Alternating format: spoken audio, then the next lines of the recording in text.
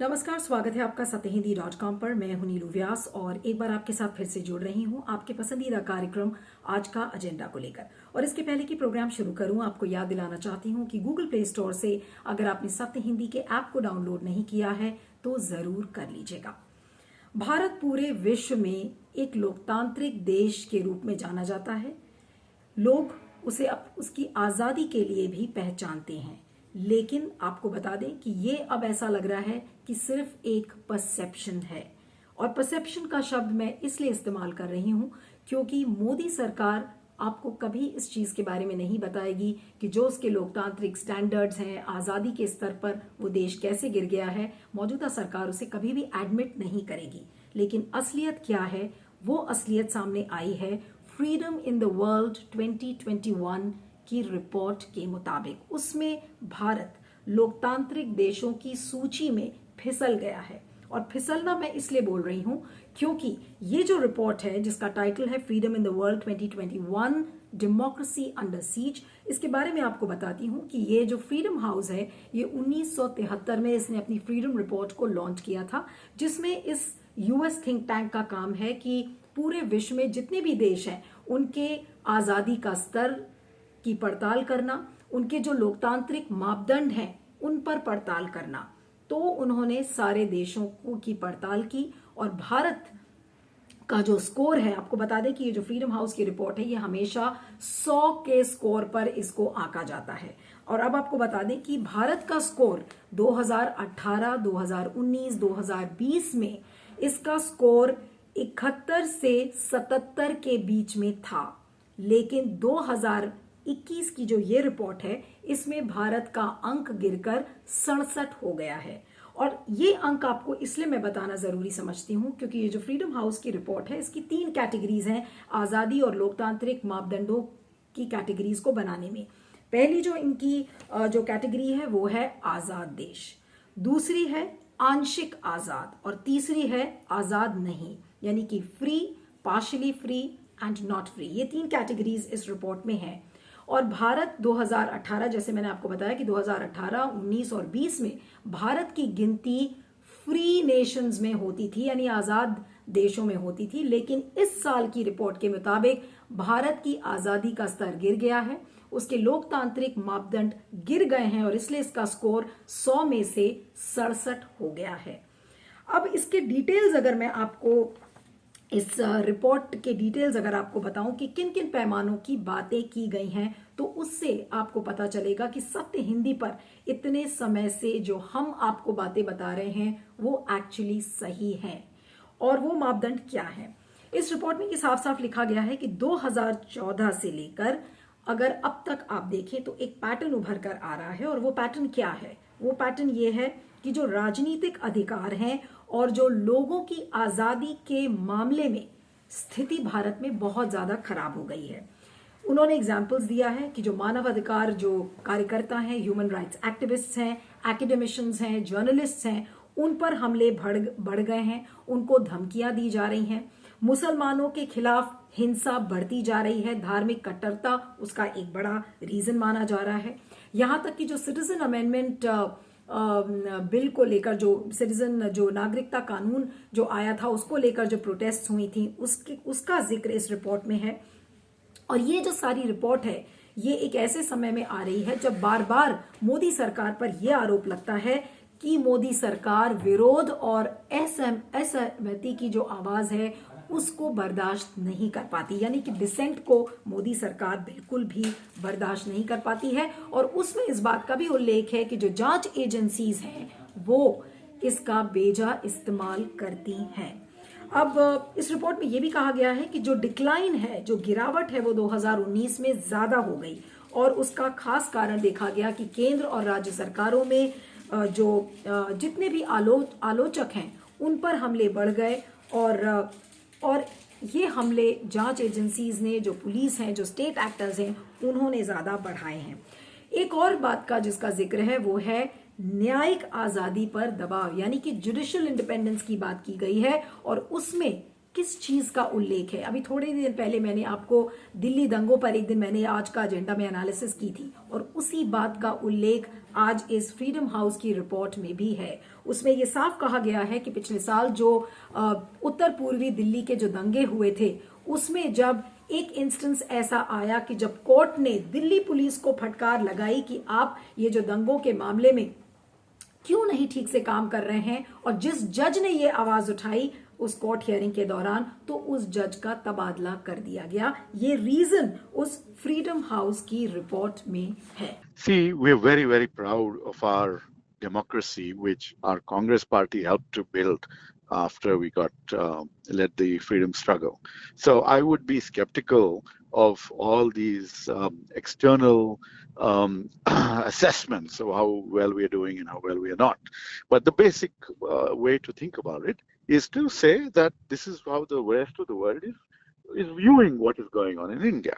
And from what these kinds of assessments are indicating, it suggests that there's a lot of concern, which a lot of us within the country see. These are internal issues, so we don't really want to worry about external agencies assessing us. It's our challenge, including us in the opposition, to fight to restore and strengthen democracy on a continuous basis.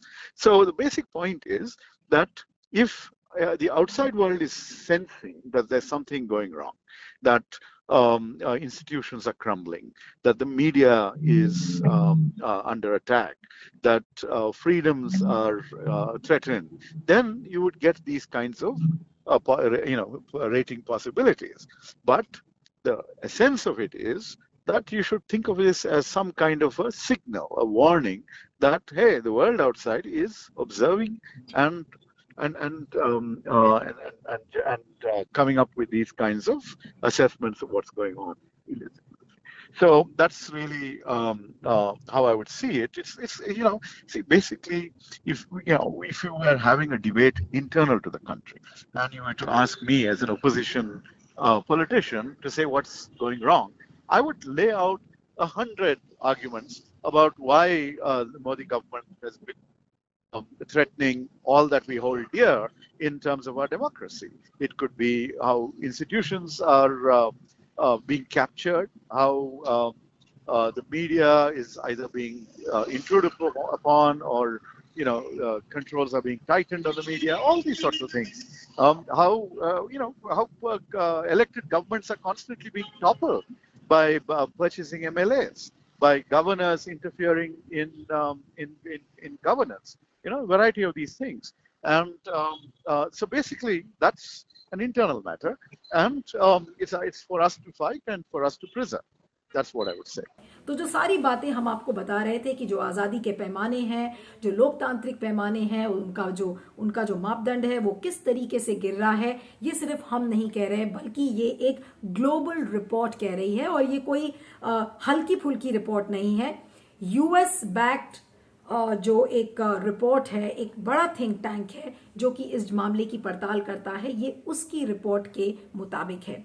इस report में इस बात का भी जिक्र किया गया है कि किस तरीके से भारत अधिनायकवाद यानी कि अथॉरिटेरिज्म की तरफ बढ़ रहा है, और ये तमाम एग्जाम्पल्स उस रिपोर्ट में दिए गए हैं।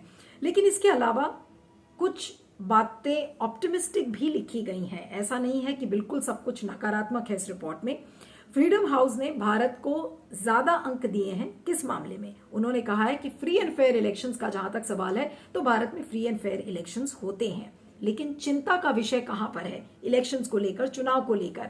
वो है फाइनेंसिंग को लेकर, कि किस तरीके से चुनाव में पैसा लगाया जाता है, वो सिस्टम पारदर्शी नहीं है। और उसमें जिक्र है इलेक्टोरल बॉन्ड्स का। वो भी कब आया था? उसके जो जनकदाता हैं वो कोई नहीं बल्कि मोदी सरकार में ही उसका जन्म हुआ था। तो उस इलेक्टोरल बॉन्ड का जिक्र भी इस फ्रीडम हाउस की रिपोर्ट में किया गया है।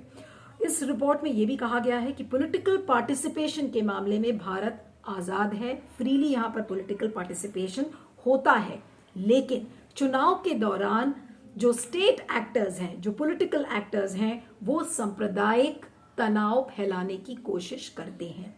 इस बात का जिक्र हमने आपके सामने कई बार किया है, लेकिन अब ये ग्लोबल रिपोर्ट भी इस बात को कह रही है। और इसके अलावा आपको बता दें कि चाइना इस समय सबसे ज्यादा पॉपुलिस्ट और डिक्टेटरशिप के मामले में इस समय सबसे आगे है। तो कुल मिलाकर जो भारत का स्कोर है वो बहुत अच्छा नहीं है। आजाद देशों की जो सूची थी उसमें से बाहर हो गया है भारत। और मजे की बात यह है कि भारत की सरकार से इस रिपोर्ट को लेकर कोई भी प्रतिक्रिया नहीं आई है, और अगर प्रतिक्रिया आएगी भी तो वो शायद यही कहेगी कि वो ऐसी रिपोर्ट्स को नहीं मानते हैं। जैसा हमने देखा है कि ग्लोबल हंगर इंडेक्स की जो रिपोर्ट आती है तो अक्सर जो सरकार में बैठे लोग हैं, जो ब्यूरोक्रेट्स हैं, वो ये कहते हैं कि नहीं, हमें तो हमारे जो अपने बेंचमार्क्स हैं, हमारे जो अपने स्टैंडर्ड्स हैं वो अलग हैं, और जो बाकी देशों में अलग तरीके से इसको यूज किया जाता है। तो जाहिर सी बात है कि ये रिपोर्ट जो मौजूदा सरकार है उसके लिए बहुत सकारात्मक नहीं है, और इस बात का भी मुझे पूरा अंदेशा है कि शायद इस पर हमें कोई रिएक्शन नहीं मिलेगा, लेकिन अगर मिलेगा तो मैं जरूर इस प्रोग्राम में इसको शामिल करने की कोशिश करूंगी। लेकिन फिलहाल अभी तक भारत की सरकार की तरफ से इस फ्रीडम हाउस की रिपोर्ट पर कोई भी रिएक्शन नहीं आया है।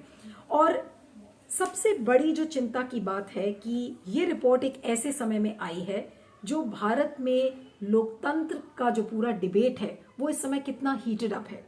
अभी हमने देखा था दिशा रवि के केस के मामले में, टूल किट के मामले में उसको अरेस्ट कर लिया गया। नवदीप कौर, मनदीप पुनिया, ये एक नहीं बल्कि कई ऐसे एग्जाम्पल्स हैं। जर्नलिस्ट बरखा दत्त, राजदीप सरदेसाई, इतने सारे जर्नलिस्ट हैं जिनके खिलाफ एफआईआर हो रही है, उनको अरेस्ट किया जा रहा है। सिद्दीकी कप्पन, ये सारे ऐसे जर्नलिस्ट हैं जिन पर हमले हो रहे हैं। Human rights activist, Elgar Parishad के जितने भी ह्यूमन राइट्स एक्टिविस्ट हैं, चाहे स्टैन स्वामी हो, गौतम नवलखा हो, कितने भी लोग हैं, आप देख रहे हैं कि या तो वो जेल की सलाखों के पीछे हैं, या अगर उन्हें बेल मिली भी है तो किस हालत में, कितना तंग करके उनको बेल दी गई है। तो ये तमाम चीजें आज सोचने और विचारने की हैं। ये जो फ्रीडम हाउस की जो ये रिपोर्ट है, आज इस पर कितना गौर करेगी सरकार, ये देखना होगा। और शायद भारत की सरकार को इस बात का कोई इल्म नहीं है कि वो जो आजाद देशों की सूची से वो फिसल चुका है, और जैसा मैंने कहा कि कोई रिएक्शन नहीं है। लेकिन सवाल ये उठता है कि आज डेमोक्रेसी इंडेक्स में भी, जो ग्लोबल डेमोक्रेसी इंडेक्स है, उसमें भी भारत कई पायदान नीचे आ गया है। कश्मीर मामलों का भी इस में उल्लेख है कि जब कश्मीर में आर्टिकल 370 को हटाया गया और उसके बाद किस तरीके से इंटरनेट शटडाउन्स हुए हैं, तो ये इन तमाम बातों का उल्लेख है जो हम आपको इतने महीनों से, एक नहीं बल्कि कई बार से बता रहे हैं। लेकिन सबसे बड़ा जो सवाल है, और जो मुझे एज अ जर्नलिस्ट इस बात से मैं जो ज्यादा परेशान होती हूँ कि सरकार की आत्मा उसे क्यों नहीं कचोटती है इस बात पर कि अगर आज हम डेमोक्रेसी इंडेक्स में या आजाद देशों की सूची से अगर आज हम बाहर हो गए हैं तो वो सरकार के लिए आज चिंता का विषय क्यों नहीं है। इस पर आपका फीडबैक मुझे चाहिए। और चलते चलते आपको याद दिलाना चाहती हूँ कि गूगल प्ले स्टोर से अगर आपने सत्य हिंदी के ऐप को डाउनलोड नहीं किया है तो जरूर कर लीजिएगा। आप मुझे ट्विटर पर फॉलो कर सकते हैं। मेरा ट्विटर हैंडल है @neelu317। Thank you so much. सत्य हिंदी का ऐप डाउनलोड करें गूगल प्ले स्टोर पर।